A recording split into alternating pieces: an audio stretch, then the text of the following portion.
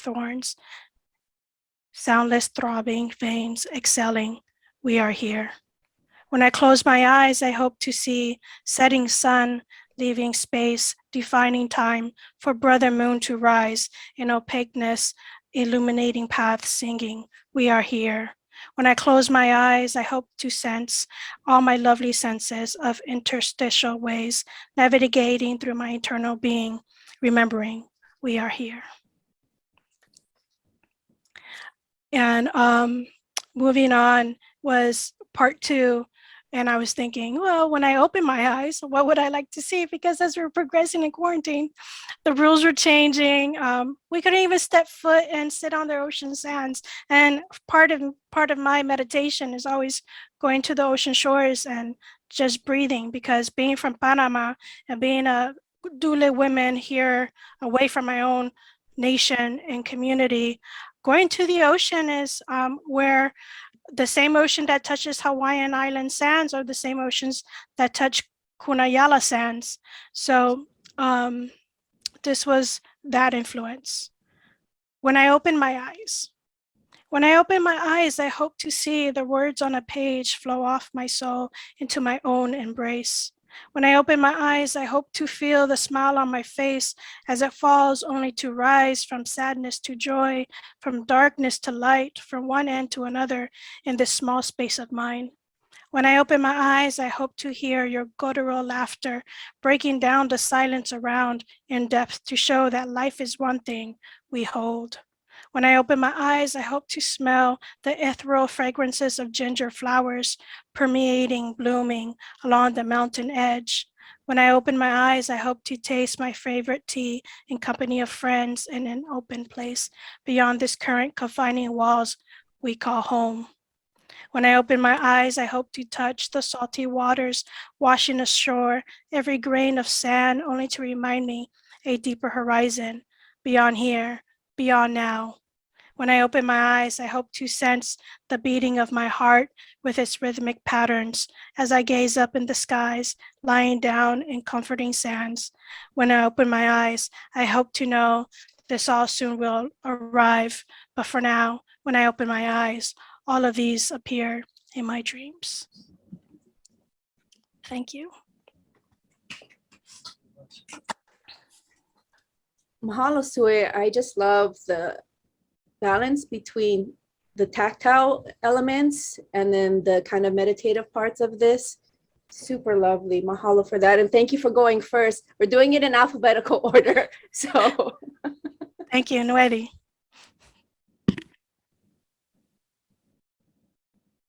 Beautiful. Next up is Kristiana Kahakauwila.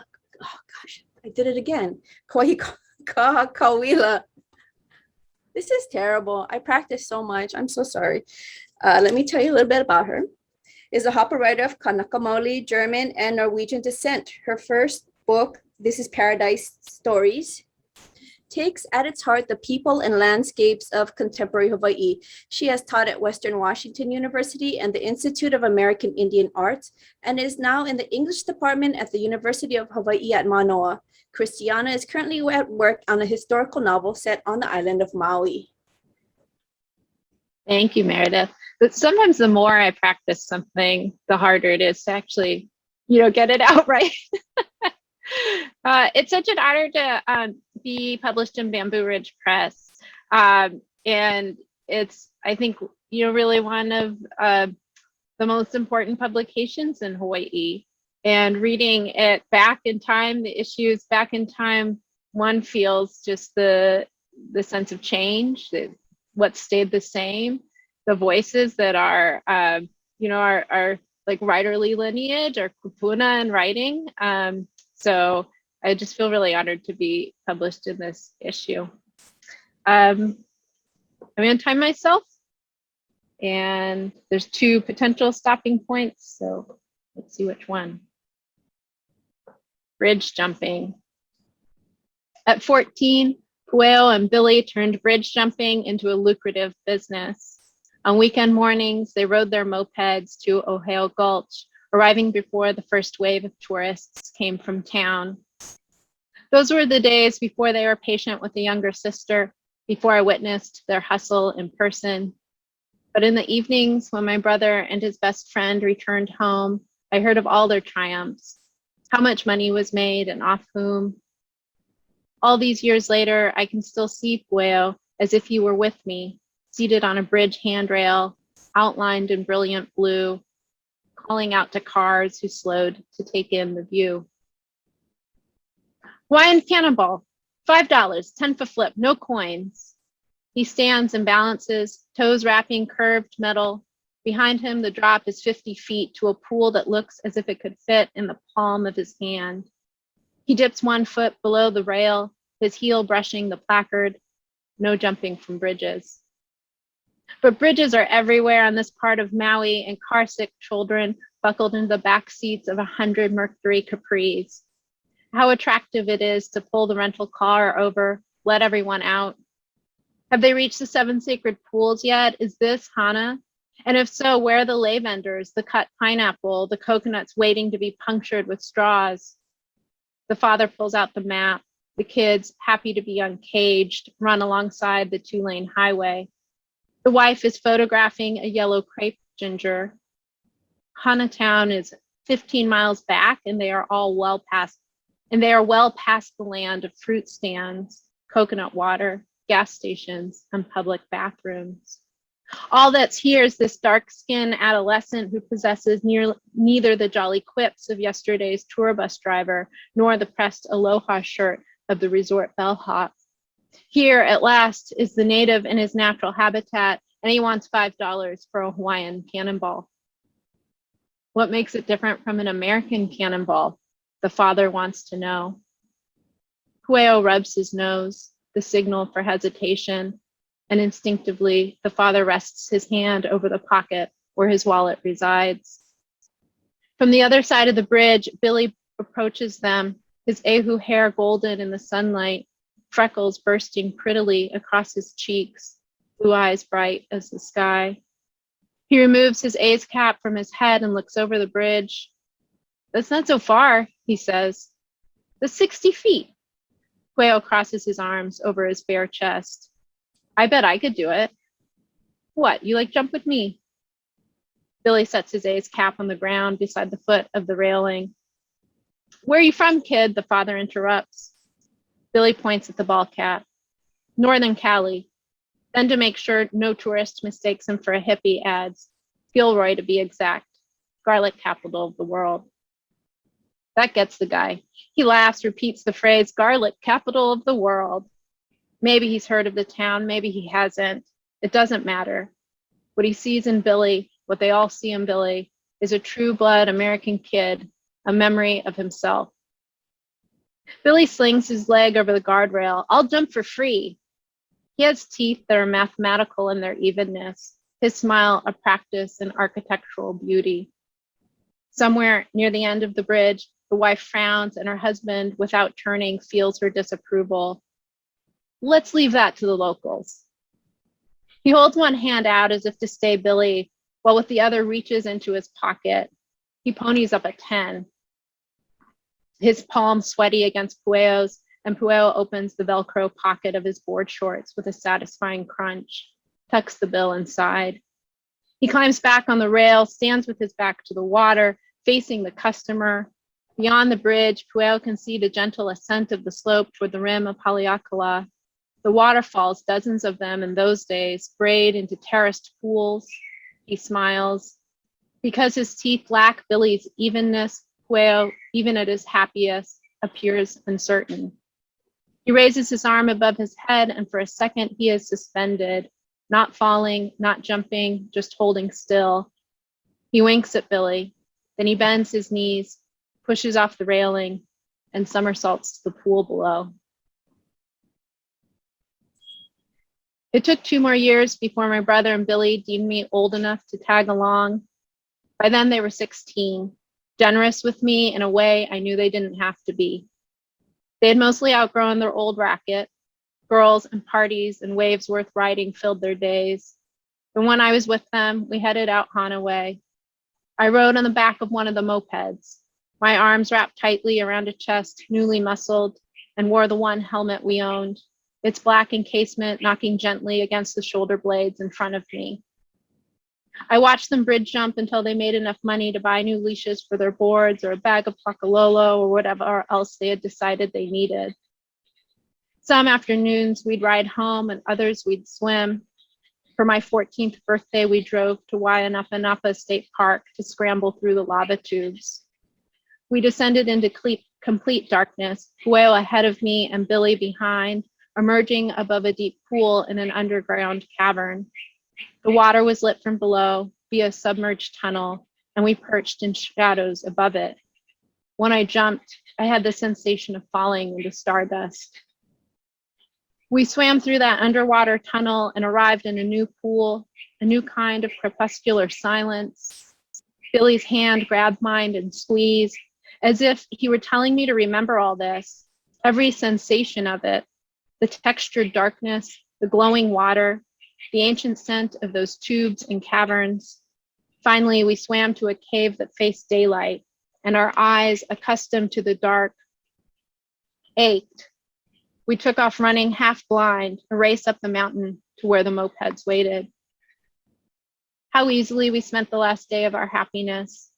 We left Waianapanapa long after the sun had dipped behind Haleakala as the eastern sky darkened. I was hungry and damp and tired.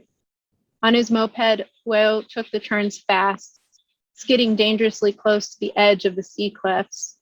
Billy followed more cautiously, perhaps because I was with him.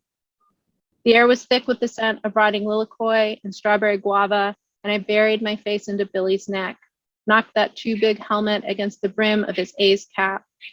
I could taste on his neck the salt water from those deep Enki-aligned pools. I leaned my body in tandem with his, pressing into a turn, the moped slowing as we ascended a hill, the engine whirring with the effort to climb, and then we were off again, skimming the edge of the highway, while beneath us, the ocean appeared, feathered and thrumming, like a bird's wing beating against the sky. Thank you. Mahalo, Kristiana. I mean, it's a short story, but I mean, it's just packed with it's just the precision of the details. So lovely. Mahalo for that reading. Next we have Wing. Hi, Wing. This is Wing Tek Lum. He's a Honolulu businessman and poet. Bamboo Ridge Press published his 2 collections of poetry, Expounding the Doubtful Points and the Nanjing Massacre poems. Take it away, Wing.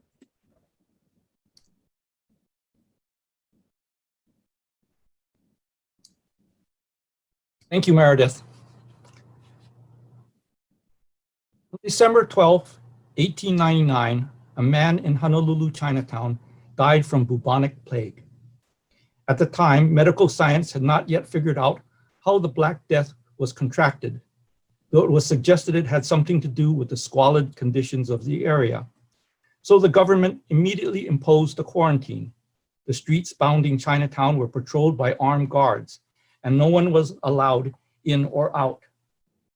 My first poem tries to describe the confusion and panic that ensued, and all of the manner of viewpoints being circulated. Maybe something similar to the variety of responses to COVID, which we can find on the internet today. Before I read this piece, I need to mention that the Board of Health quickly took the drastic measure to mandate the burning down of any building where someone had died from the plague. Also, for our oral reading, I will try to change my tone of voice for each of the different speakers, reflecting their varying opinions. This poem is entitled Rumors. Supplied guns and ammunition for the uprising, but the Hapa and his rebels were defeated. It was a secret not well kept. The government blamed us too, so now we are in quarantine as punishment. Look, the pestilence has been ravaging their homeland. Why do we have to let more of them in? And as for those who are already here, we need to cordon them off to safeguard the rest of our islands. As kids, we grew up in a one-room house with a dirt floor, running around barefoot all day. But that is how people in our village got sick from poisonous vapors in the soil. Here we wear boots, prophylactics against the plague. I am one of you, but studied Western medicine. Under the microscope, I can see the crescent-shaped germs. Our Chinatown must be cleaned out. Our basements, the slop cans, the refuse in our alleyways. Otherwise, all of us will be infected. Our nephew was delirious with a bulbul in his groin, so we spirited him away to a remote attic. Later at night, we left his corpse in front of a hospital so no one would know where he had died. If not, our house would have been put to the torch. Their race is predisposed to this illness. They do not care about living in such filthy quarters. They eat all manner of strange meats and vegetables. They even delight in dogs and rats. No wonder they are susceptible. Authorities have roped off our few streets because of the contaminations within. But there is a Haole girl outside these boundaries who also succumbed to this disease. Will her house be burnt down as well? So hard on annexation, but all of our years will be for naught. If this Black Death does not get under control, the US will not grant us territorial status. Destruction is the only certain disinfection. Us will die, but let us live with dignity instead of the ignominy of being kept in a cage. We must preserve our own customs and traditions. This way of life is more essential than the so-called sciences that they espouse. The line near the end of the last of this poem, "Destruction is the only certain disinfection," is a direct quote from an article published in the Pacific Commercial Advertiser on January 1st, 1900. This poem was written from my present perspective of being locked down for COVID, imagining what it might be like, what it might be like 121 years ago to be stuck inside 16 blocks with 7,000 other inhabitants, sitting ducks waiting for the plague to infect them. The image of living in a rat cage was inspired by an article entitled "How to Catch Rats" by one of the doctors who was dealing with the plague in San Francisco around this same time. This is called "Caught in a Cage." Like rats, we are caught in a cage, tempted by raw meat or dried shrimp, mixed in beneath wood shavings, placed in the far end, and surrounded outside by trails of fat kernels of sticky rice. The cage has been smoked to remove any lingering trace of human hands. Other cages are also set nearby so that once one is caught, especially if it is a female, its cries, its pungency will attract others. Soon we are a cluster of the doomed, ensnared inside our cramped wire boxes, each with no way forward, no way to escape. All alone and together, we sleep, we pace, we live, we relive what ifs. We bargain and promise the future. We blame others. We pity ourselves. We make do trying to keep up with our daily tasks. We wait. January 20th, 1900, the firemen had set up a controlled burn in an area just diamond head of where the Chinatown Cultural Plaza is now located. Unfortunately, the winds shifted, causing the fire to get out of control. It resulted in the utter destruction of 16 blocks, or 38 acres, from Kukui Street to the harbor, from Nu'uanu Stream to Nu'uanu Avenue. This next poem, which is published in the current issue of Bamboo Ridge, tries to capture this momentous event. Titled "The Fire." The health board condemns the shanties as someone inside has died from the plague. Other inhabitants are summarily evicted, gathering whatever they can, but with nowhere to go. The fire department surrounds the perimeter, poised with their hoses for the start of the burn. A crowd converges, curious, angry, and resigned, and worried that they themselves will be next. The fire is ignited as rehearsed, but unexpected gusts come down from the valley. Firemen vainly try to contain its spread. People are stunned, immobile, uncertain about what to do. Before long, embers billow up, wafted by the wind, and quickly jump from rooftop to rooftop. Residents rushed to stamp out spot fires, tearing down even their own houses to form fire breaks. Narrow alleyways turn into gauntlets of flame. A fireball scours the street, combusting all in its path. Faces are blistered, hair singed, eyes wide from fear. Everyone is shouting, drowning out the chaos. A store selling fireworks for the new year explodes. A lumberyard blazes on and on and on. A few run home to retrieve gold or papers. Maybe though, most just flee with the clothes on their backs. Inexorably, the inferno marches toward the wharves. It melts electric coils and a hastily abandoned fire engine. Volunteers carry on their backs women with bound feet. Opium addicts delirious are rescued from their den. Sparks fly into the steeple of the church. Soon it becomes a furnace, consuming its beams. Unsupported, its bells crash into the sanctuary below. All of Chinatown hears this dirge. The refugees try to escape the conflagration, wanting to cross the bridge over the stream. But quarantine militia, pick handles ready, block their way, leaving them to huddle in no man's land to wait. The church referred to in the poem is the famous Kamakapili Church at its original location. No one was reported killed in the fire, but all of the residents were rounded up and placed in detention camps, as the authorities were worried that some might still be contagious. The rest of Honolulu leaped into action to provide food and clothing and money, maybe something similar to the food banks, for instance, that were organized this past year. The survivors were grateful, though one person, Wong Chow, published a letter in the Pacific Commercial Advertiser on January 25th, 1900, offering another point of view. This last poem was inspired by him. It's entitled, "In the Detention Camp. Down our prison and now put us in jail. You say we are still filled with bugs, even though we just escaped the inferno with nothing but shock and fear.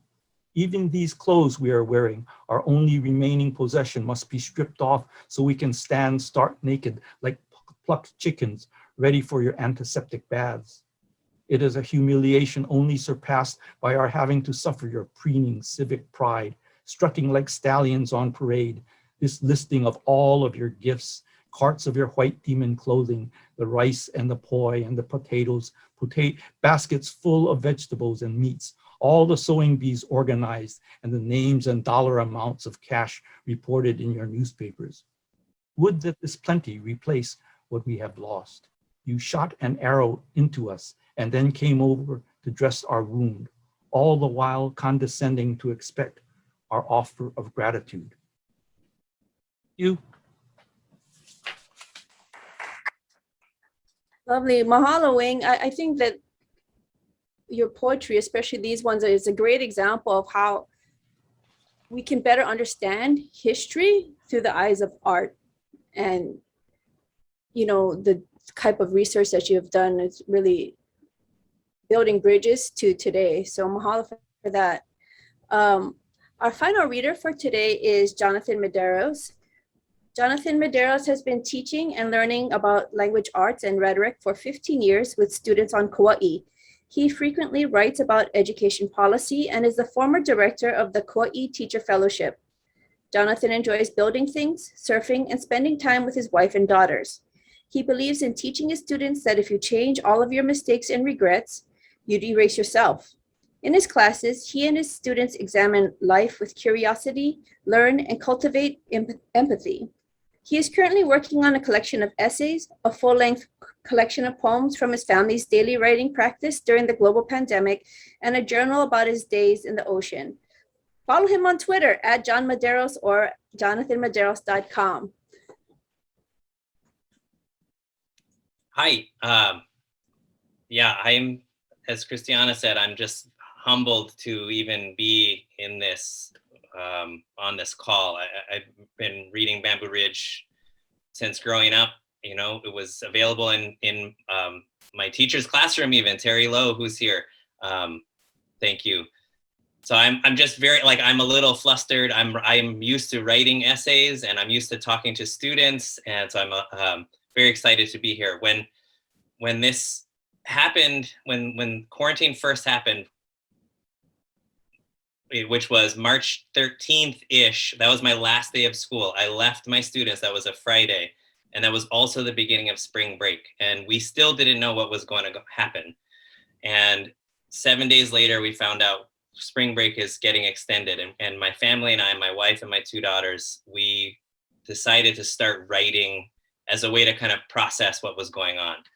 And so at the end of every day, we just sat and wrote. And sometimes we had a family focus and sometimes we just wrote our own thing. So some of what I'm going to read here is from that time. There are 10 pieces that Bamboo Ridge Press selected, and that's too many to read. So I'm going to start with the first one and see how far we get. So March 20. This spring break, though spring is a day early across the country, has been paused by a virus. That other spring break, 5 years ago, was extended because I needed to finish the floor and the plumbing. We couldn't stay in that matchbox beneath Mike and Kat much longer, the 4 of us in one room. There were so many trees there spilling over everything. The rock walls dripped with ferns, moss, littered with wilting flowers from banana, hibiscus, bougainvillea. The vanilla vines and staghorn threatened to engulf the guava behind a wall of greens, of all the greens the world has seen, and the scent of cookies. When the doors finally worked and the toilet flushed and the sink drained, we made our way, our little family, too big now for the studio on Lehigh, behind Mike and Kat's garage, beneath their bed. We made our way to that little hill above the sea, and we made a home out of that house. That spring break 5 years ago, the yard was bare, flat, not a plant in it, except for the overwhelming tangle of aloe. But now I sit here in this spring on pause, surrounded by my family, by the signs of having lived, of living still, luckier than Kat and Lau. I sit on the deck that wasn't here then, looking at the sea that always is, the breeze cooling me, bringing the honeysuckle to my nose, bird song to my ear. Every plant we've put in the ground rustles, bends, dances, leaves and blossoms and fruit, the outcome of labor, each waving to us, to each other. And what of the roots that grow below the once bare yard? That world is an unknowable place now, more complicated than the sky, I think.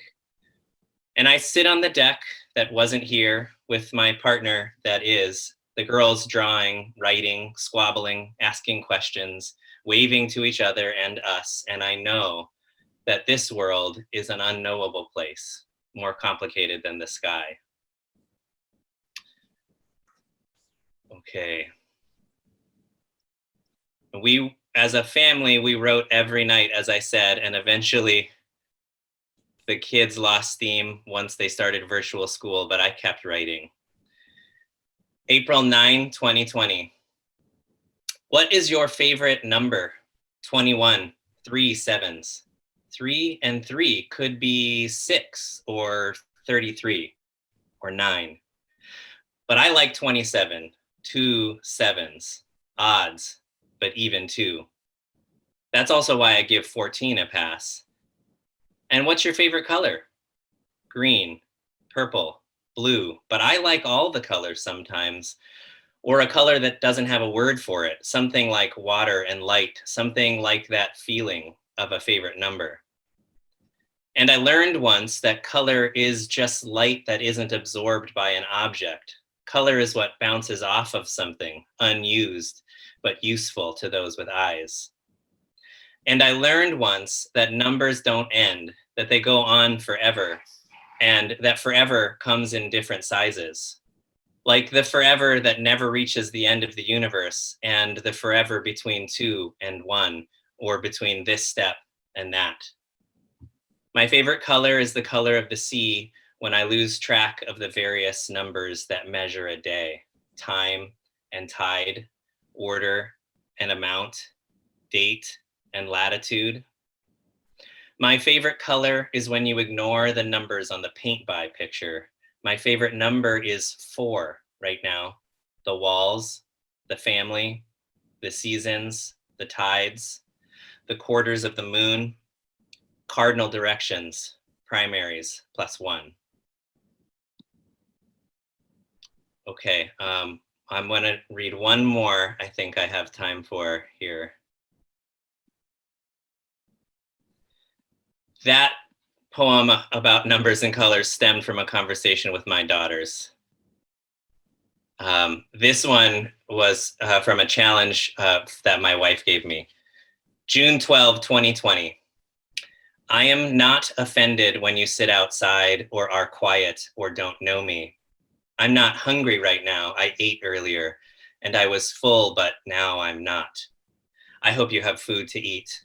I'm not a plant-based diet or an island. I'm not a rope or a tie or anything that dangles to adorn a person's face like a smile or eyes or freckles. I am not a face. I'm not a body or a surfer or a teacher or a writer. I am not a carpenter, but I build things sometimes. Sentences, boards, rooms, things to sit on or to stand in or to read. I'm not interested in the book you are reading. I have one here about libraries, which I am not. I'm not a body, but I use my body to surf, to swim. I am not the ocean, but I'm mostly water. My heart and brain are 73% water. My lungs, 83%. Even the air is mostly water all around us, in our lungs, our gills, but I am not a fish. How could I be? I am not aware of where the tide is right now, 6 hours behind the moon, always tugging on the oceans inside of us. I am not the eel in the tide pool, and I'm not my daughter's delighted screams, but I am delighted. I am not you. I am not my students. I am not a tree or the places where people lived or died. I am not Brianna, George, Trayvon, Medgar, Fanny, Emmett, Tamir, etc., infinity. And I'm not surprised anymore. They were all mostly water too, like me and like you. We are not each other, but we can know each other, can't we? Hold each other. I am not the rotting food in the sink, and I am not my wife's frustration when she sees it. I am not a machine either, or a bird, or timelessness, or anything with feathers. I can think of all the things I am not, and I can know that most of us are mostly water, and we need water like we need each other. Thank you. Mahalo, Jonathan. Yeah, you actually submitted quite a few poems for these, and so yeah, obviously we're not able to use all of them, but they, like, one of the things that struck us as editors going through it is the idea, I think, that we all had during the lockdown at certain points, of just kind of going within and out of time almost. And I think these really give a good sense of that feeling of you know, meditating on things we wouldn't necessarily have thought of before, and you know, where time is slowing down and at the same time speeding up, and the kind of uncertainty. Yeah, these are like, when you see them all together, you feel that, you remember. I feel like we all remember that time where it was not quite a void, or maybe it was a warp, or maybe it was kind of like some other type of zone.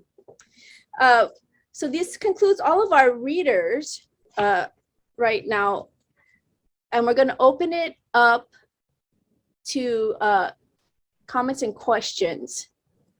So, but first, Misty, did you want to talk to folks generally about what Bamboo Ridge is and how this was set up?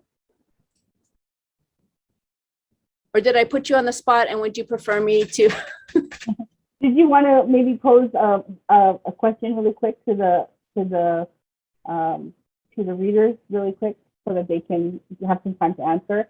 Give me the last 10 minutes, I can talk about Bamboo Ridge. So we still got about 10 minutes where they can talk about Refuge and writing. Sure. So one of the questions that we've been asking people, you know, the overarching theme of this issue is finding refuge in times of change. For our writers, how do you see your writing or literature and art in general in that context of finding refuge in times of change? Whoever wants to go first can go first, rough take.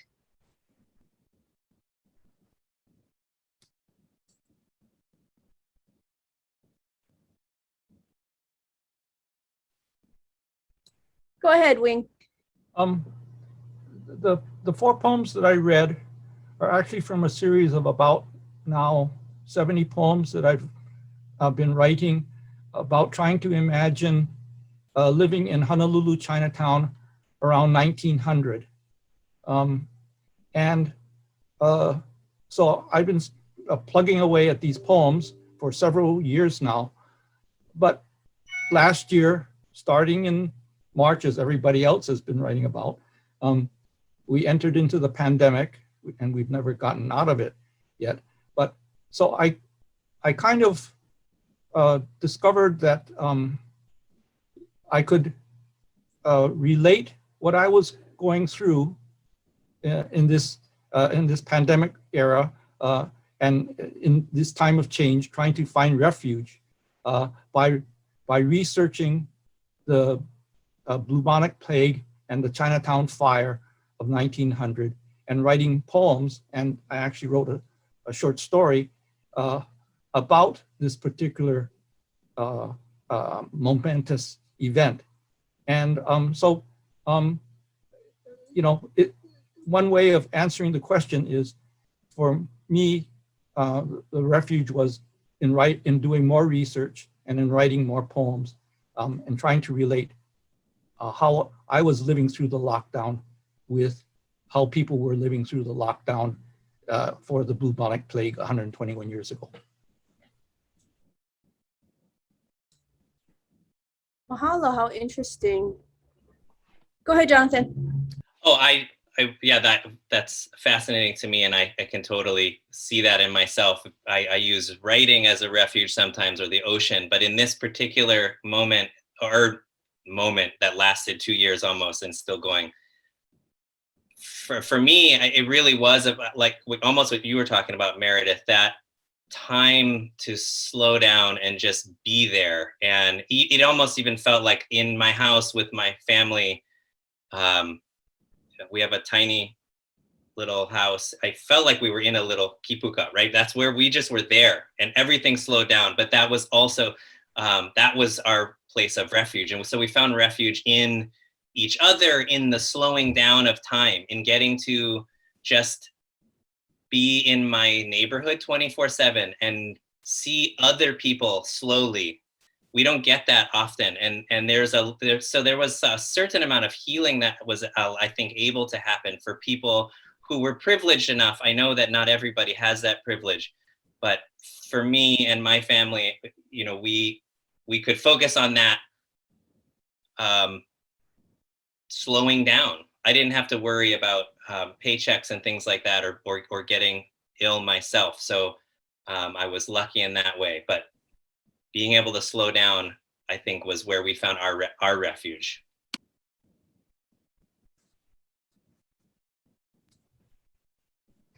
Thank you for your response. Yeah,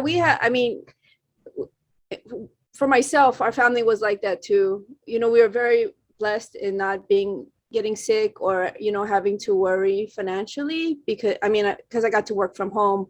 So yeah, it was it kind of afforded us a time to just be with each other, whereas otherwise I feel like 2019, all I did was rush around.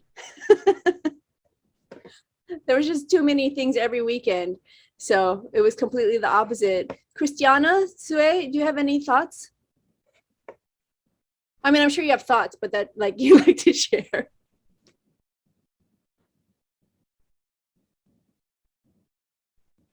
Does Sure. anybody have a question?